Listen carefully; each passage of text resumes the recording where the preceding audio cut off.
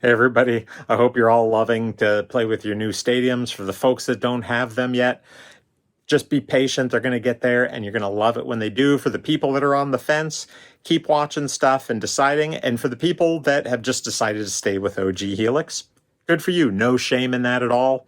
Still as awesome of a unit as it ever was. Anyway, let's dive in and talk about some of the physical characteristics of the new stadium that not a lot of people are talking about.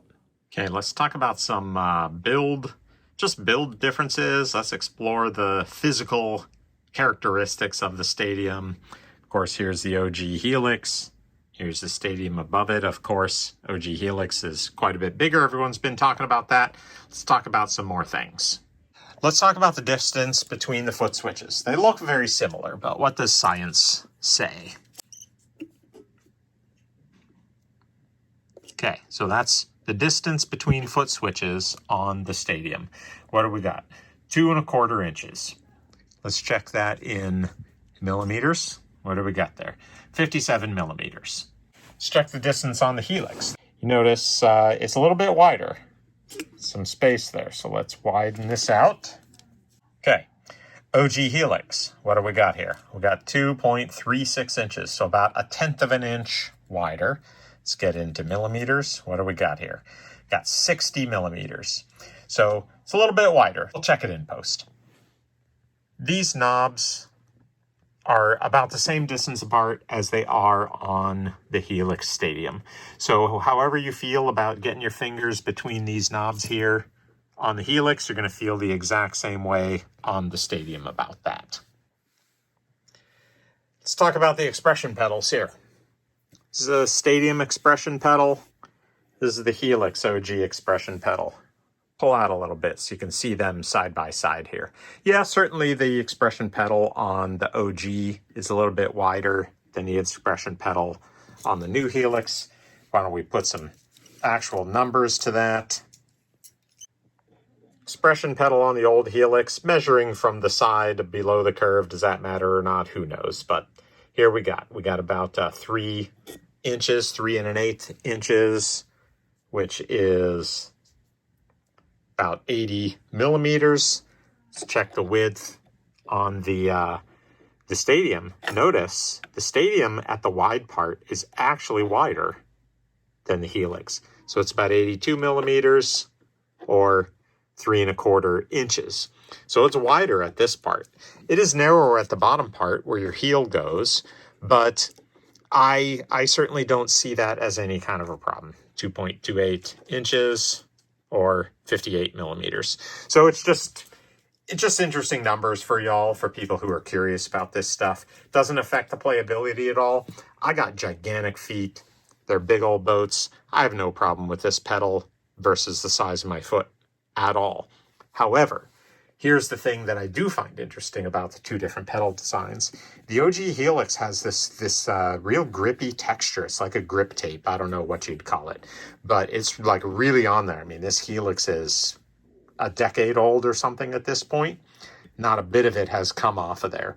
Your foot, when you touch this, doesn't matter what kind of shoes you're wearing, if you're in socks, you're in bare feet, your foot sticks to this thing on the OG.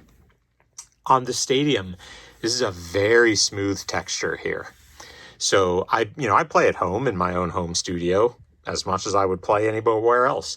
I haven't tried playing this with shoes on yet, but at home I'm always in socks.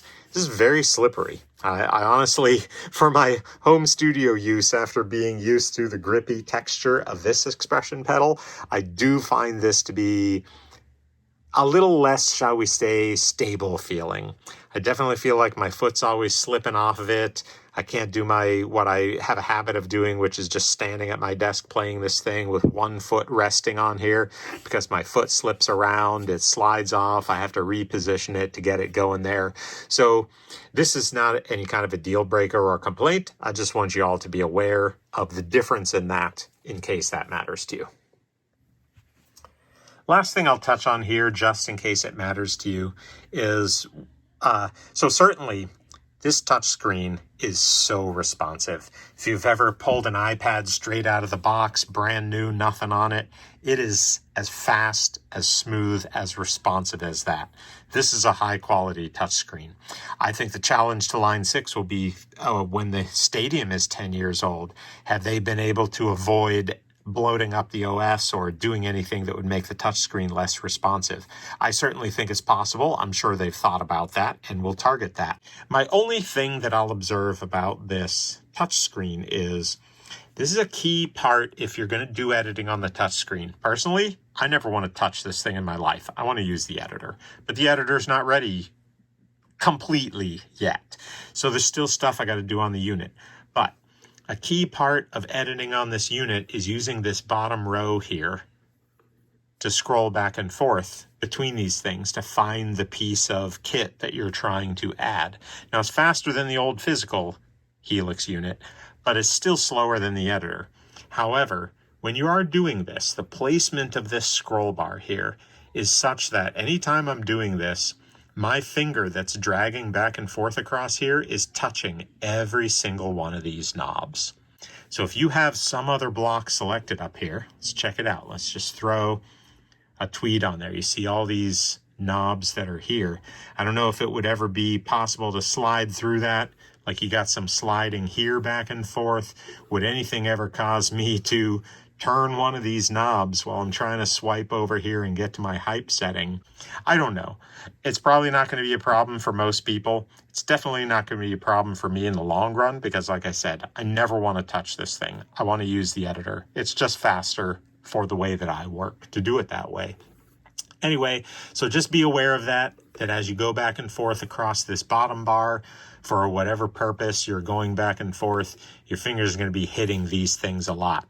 What I've noticed that I will tend to do is try and just twist my hand around the other direction and see if I can get used to just swiping from the top. It's pretty awkward, but again, I never want to touch this thing. I want to use the editor. So I'll be looking forward to the editor continuing to mature and becoming more usable.